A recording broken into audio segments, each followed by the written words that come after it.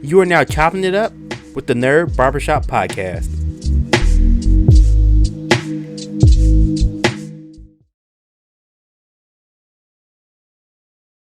Thank you. Welcome to a brand new episode of the Nerd Barbershop Podcast. I'm Terran Williams. Thank you so much for checking out this brand new episode. So on this episode, as you can tell, we're going to be talking about Tekken Bloodline. Of course, spoiler alert for the entire first season, I guess. I'm not sure there's going to be a second season, but spoiler alert, because I'm probably going to talk about some stuff that happens in this anime. If you play Tekken 3, you probably know what happens in general. So we're going to get into it. So we're going to start off with saying this anime is loosely based off of Tekken 3. And there are some moments we're going to talk about some characters that appear in this anime that did not show up in Tekken 3. So yeah, so it loosely adapts the story of Tekken 3. Tekken 3 was the first Tekken that introduced Jin Kazama. If you're a fan of the Tekken series, Jin is one of the fan favorites. You know, he's been on the face of a bunch of a bunch of Tekkens after Tekken 3, including Tekken 3 as well. So this anime actually premiered on Netflix August 18th, 2022, and then it has 6 episodes. So it's really short, and every episode is about 25 minutes long, give or take, about 24-25 minutes. And we follow Jin. Jin's probably about 14 or 15 when we start the anime in episode 1. By about episode 3, it kind of time jumps a little bit. He's 19 or 20, I think, so it jumps a few years. But yeah, so we get the story of kind of Jin growing up with his mom, Jun Kazama, and just her, just kind of him, getting picked on in school by bullies, him doing some fighting, and his mom just kind of teaching him, like, hey, don't use your anger, figure things out in a calmer way. So really the series is entitled Bloodline because the series focuses on Jin. The Mishima side or the Kazama side of Jin, which is his mom, and then the Mishima side of Jin, which is of course Kazuya and Heihachi. So it's always this battle of kind of the bloodline that's inside of Jin. So as you get into it, one of the first things, Jun gets beat up by Ogre, gets killed by Ogre. Ogre is actually the final boss of Tekken 3, which is really cool that they actually include that. And in the game, he turns into Supreme Ogre. I think is his name. Pretty sure it was like Supreme Ogre or Prime Ogre or something like that. And then in the anime, he actually turns into that version as well, which is really, really cool. But I thought that was really a nice touch. It had to do. One of my favorite things in the anime, I'm gonna talk about too when we get into kind of the more tournament section of the show, was they actually use a lot of the hit sparks and a lot of the hit like the hit sparks and like the hit physics from Tekken. So a lot of the characters, when they do certain moves, they actually have the same colors as they do in the game, which is really cool. They didn't have to do that per se, but it's really nice that they added, Jin kind of has his electrics, Horan kind of does his like blue hits and stuff. It's really cool that they do it, and a lot of them use a lot of their moves too, which is really, really cool. So Jun tells Jin to go find his grandfather, which is of course Heihachi. Go find him and tell him kind of what happened. Jin goes to find Heihachi. Heihachi is a dick. Just throw it out there. If you play the games, Heihachi is a big dick. Like, he sucks. But he's he's over the Mishima like corporation and stuff like that. He's like the head honcho, CEO, CCO, CFO, whatever it is. He's over the corporation, and Jin kind of goes to find him. And his Ginryu, who's also in the Tekken series, is like his bodyguard or his chief bodyguard. He's like, hey, this kid's trying to sneak in. This this kid, we don't know who he is. It's like bottom feeder or whatever. But then Jin tells Heihachi who he is, tells him his name, and he's like, hey, my mom told me to find you because something named Ogre attacked. And Heihachi's like, Ogre, so he agrees to train Jin. But he basically gives Jin the hardest lesson, some of the hardest training you'll ever see like a 14-year-old go through. Like, he's basically beats the shit out of him for 2 episodes. But Jin's been training, with his mom, so he has some skills. But Heihachi's like, you gotta use that anger, you gotta use that fire, you gotta do all these things. And it's really rough. Like, he's rough on Jin. Like, he, tells him to be like, to be merciless and aggressive and don't care about your opponent and just, and win. Basically, just win. So it's kind of the two sides where Heihachi's teaching him to win, be aggressive, be a monster. And Jun is like, hey, control your anger, be more calm, be patient, be disciplined. So you have these two different ideologies that Jin has been growing up with in terms of his fighting style. So he has to learn how to kind of use both of them to get ahead. So Jin completes his training, goes through that, and then Heihachi tells his assistant, all right, get the King of Iron Fist tournament ready. And so at this point in time, since it's Tekken 3, there's been two. I think Heihachi won the first one. No, I think Kazuya won the first one. Heihachi won the second one, I think, because Heihachi beat Kazuya at the end. I think that's how it goes. I don't remember. Correct me in the comments or correct me on anything, social media, whatever, if I'm wrong. But I think that's how it goes. In Tekken 3, you don't see Kazuya. We mention of him, and Heihachi, I'm pretty sure, beat him. I think that's what happened. So they set up the tournament. You get them to meet like a couple of people. Like you see Jin like kind of going back and forth to school. Him hanging out with Ling Xiaoyu. Ling Xiaoyu was a new character in Tekken 3. You see him kind of sparring and having some beef with Horang.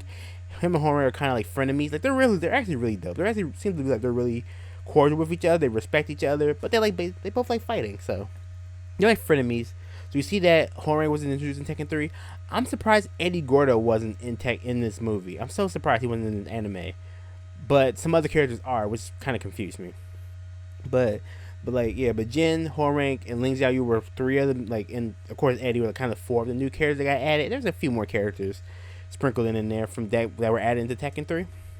It's cool to see, Horang and Ling Xiaoyu be represented in this. And so, they set up the tournament. Also, one thing that happens is when Jin first gets there, when he first gets to see Heihachi, he asks for if he wants flame on his trainer pants, and the secretary's like, no, you're not getting flames on your trainer pants. But then by the end of the training, he has his traditional flames on his pants, which is really cool. It's cool that he asked for them, he didn't get them, but he had to earn them. That's kind of cool, a nice little touch.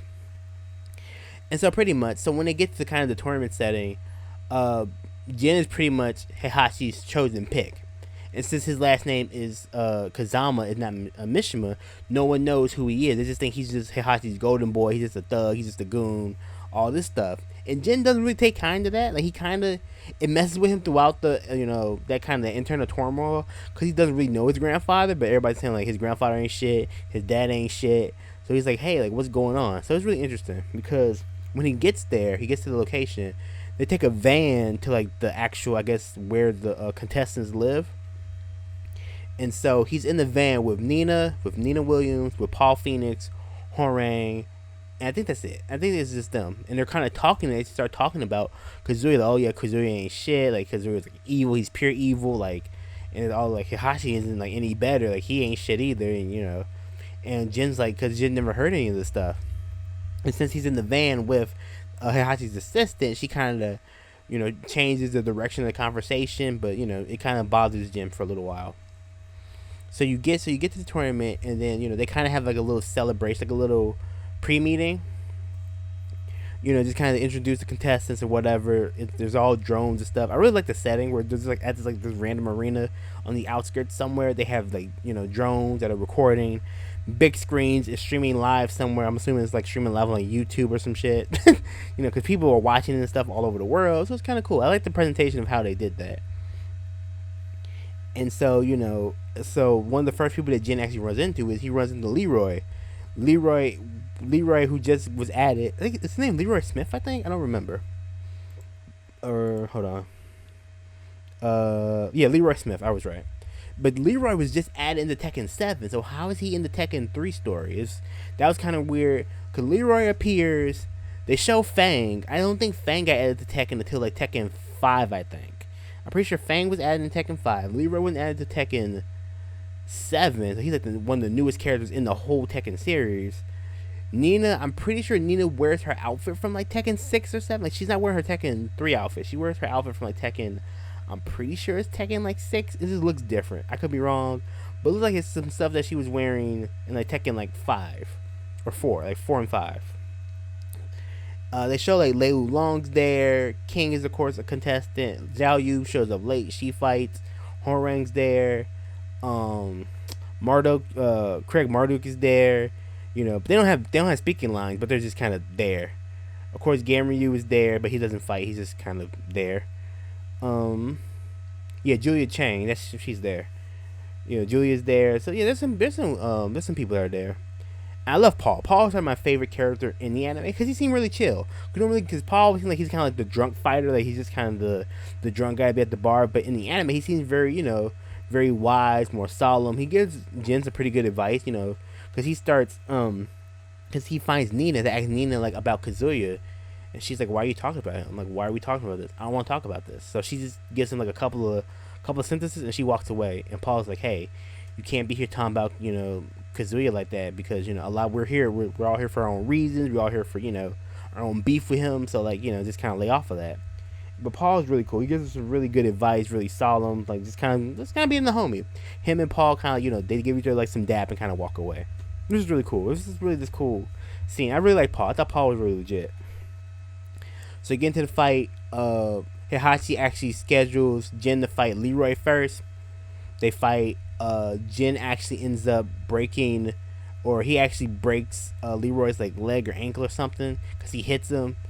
Because Leroy like Jin had him beat, but Leroy kept pushing forward and everything, and Jin took it a little bit too far, but but he felt bad about it later on. He tried to go see him and talk to him and make sure he was okay and stuff like that. Which kind of, they show that Jin wasn't a complete, like, people just think Jin's like a hitman for hire. He's just like whatever. He's just a goon. But he kept showing like, no, he has some compassion. He cares, because he's still trying to figure out what this is. Heihachi ends up telling Jin that Kazuya has the devil gene in him, and he kind of explains that to Jin and saying like, hey, you like, Heihachi's like, I don't have that in me. Kazuya like just had it, so I'm pretty sure you have it in you. And then we also kind of get our first look at Dr. Boskanovich, who's also a new Tekken 3 character who appears first in Tekken 3. And you kind of find out that Heihachi really designed this whole tournament just to get Ogre. He's trying to figure out like how to harness the power, figure out how it works. Like, he's trying to figure this out. He actually stole like, and then also earlier in the anime, Jin goes with Heihachi to have this meeting where this guy finds this amulet for him or something. Come to find out that amulet is what calls Ogre to this world. And they're trying to figure out like how to use it, and they figured out, or they hypothesized that what, strong fighters attract Ogre. So if we have a tournament with some of the best fighters, Ogre might show up. So Dr. B developed this cage for Ogre to try to keep him trapped and all this stuff. So that's really what Heihachi's playing, and Jin is just bait. That's the only reason why he has been. The only reason why he trained Jin and was like there with Jin and even designed the whole tournament was just to attract Ogre. So if Jin gets killed in the tournament or something happens, he doesn't really care. Heihachi just wants Ogre to figure out how to use his power, try to study it, figure out what happens and things like that. So that becomes the overall plot. And then what ends up happening is Julia runs into Heihachi and she's like, hey, give me back that amulet you stole that from my mother, you piece of shit, and Heihachi's like, whatever. And they have a couple of fights, they have like a quick little sparring session. Heihachi doesn't do too much damage to her, but he just kind of blocks and parries. And Jin steps in like, hey, granddad, what are you doing? Like, grandfather, what are you doing? And she's like, oh, take care of this assassin and blah, blah, blah. She tried to hurt me. And he's like, Jin's like, what the fuck are you doing? And Heihachi just kind of, he didn't say a whole lot. He kind of walks away. But Jin's like, hey, don't worry, I'll handle her. Go wherever. And then he turns around and talks to Julia. Julia's like, yeah, he stole that amulet from my mom. And then Jin's like, oh, I thought he just got it from like some random thug. But like, no, the thug probably got it, probably got it from his mom somewhere else, from like some archaeological site or something like that. And then Julia overhears Jin call Heihachi grandfather. So she's like, oh, that's your granddad, And then so Julia's the first person who puts it all together. Excuse me. And so she's like, oh, okay, that explains a lot of that. And so, but Jin says, hey, you know what, I'll get the amulet back for you. Just, go hang out somewhere else. I'll take care of you. And she's like, okay. Which is really cool. It sounds like, again, and the kind of Jin's like not really a bad guy. He's kind of a loner, but he's trying to figure things out. Xiao Yu is cold. Like, Ling Xiao Yu, she goes off. She actually fights Nina, and she beats Nina, which was really sick, because Nina's, a top flight assassin. And I like Xiao Yu's depiction in this anime than any point in time during the Tekken games. Because in the Tekken games, she's just a schoolgirl who can fight, But in this, she's smart. She's really heady. She has like a little bit of edge to her. I love the way that they did Xiao Yu, and she gave Anna some problems, where she kind of outsmarted Anna, and yeah, she made Anna tap out, or she put her to sleep. And so after that, so then Horang and Jin and Xiao Yu all hanging together, which is really cool. So it's nice to see that he has kind of like a friend group. So Horang wins his match. I think he beats Marduk. I'm pretty sure it is. So then we get Jim versus Horang, which is really, really good. Of course, it's kind of one of the whole premiere match of Tekken 3 is kind of Jim versus Horang. They just kind of have this ongoing beef. But it's cool that they're pretty much frenemies. They just want to fight each other. Jim wants to fight. Horang wants to fight. It's all good. And so Jin beats Horang, and like of course at the end, Heihachi's like, "Oh, finish him," and Jin's like, "No, I'm not doing that. That's kind of that's the homie." And so Jin helps him up, and Jin's like, "Hey, you know what? Winner buys beers."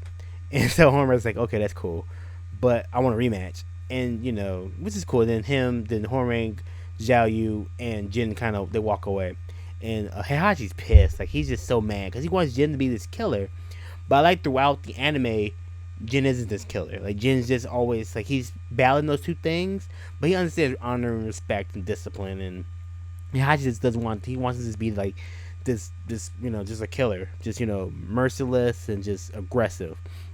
I think he probably thinks that that's what will get Ogre to appear, but whatever. So then I think after that we get kind of because Zhao Yu ends up fighting King, which is really dope, and I like what they did with King because they actually do a little tease where like earlier in the anime, his Heihachi's assistant like, hey, Ogre killed King, so this is actually King too, which also happens in the game where King dies or something happens to King and someone takes up the mantle. So I like that they kind of included that in this anime where he is actually the second king, which is really cool. So Zhao Yu fights King. They go at it. They actually go at it pretty good, but King just overpowers her and he wins. So he moves up. And I think he fights Paul, and him and Paul go at it. And I think King, and King beats Paul. So the finals of the tournament is actually King versus Jin, which is really, really cool. And actually, cause I think Jin goes to see Zhao Yu in the back, and Zhao Yu's in Jin and Zhao Yu are talking, but King is actually listening on their conversation. Just Jin's kind of opening up about what happened to his mom and why he's there for revenge and all this stuff, and King kind of hears that. So again, just kind of I like how they kind of humanized some of the characters. Just gave them some stuff. Not everybody, because Nina's just an assassin. Nina doesn't say shit. But they kind of humanized Paul, humanized Horang, humanized Jin, of course.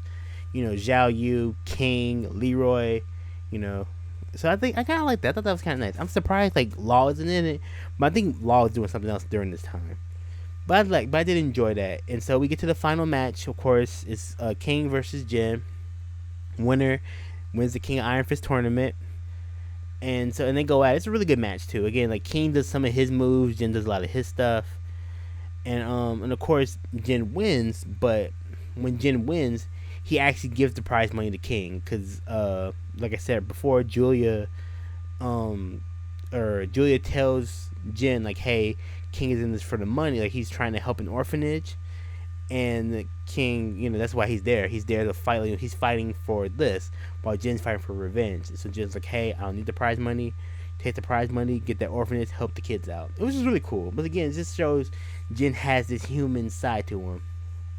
And one of my absolute favorite parts of the entire anime is the announcer at this part. Because Heihachi walks up and he's like, Jin, well, I'm pretty sure in Tekken 3 this happens too. He's like, Jin, that was the last fight, but I'm your final match. And the announcer's like, okay, I guess the final match is Jin Kazama versus Heihachi Mishima. I guess it's hilarious. It's so well done. I happened to watch the anime in English. So I could hear his voice and stuff. It was so funny because you could tell again, a lot of people had no idea about this alternative motive that Heihachi had. I'm pretty sure his assistants did and Ginryu did, but no one else really knew what was happening. Really, because they see that the announcer was like, "Hey, this is a paycheck. I'm gonna do my job," but Heihachi was on some other. So Jin's and everybody's cause all Paul, Horang, Jin is Ling Xiaoyu, they're all like, hey, he just fought. What are you doing? He's exhausted. No, he has to fight me now. And Jin's like, okay, I guess. He kind of shrugs it off, kind of cracks his neck. Okay, let's do this. And they fight for a little bit. Then Ogre appears, and the amulet or medallion that Heihachi had starts turning green and reacting. And here comes Ogre.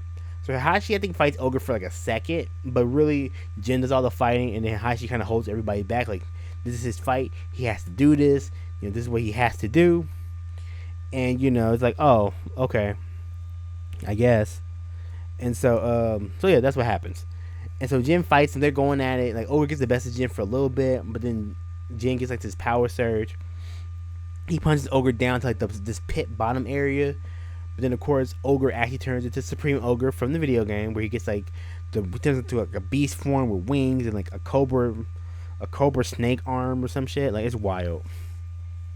And also, like, Ling Xiaoyu, Paul, and Hornray tries to help him fight Supreme Ogre, but it doesn't work. Ogre just slaps them away and whatever.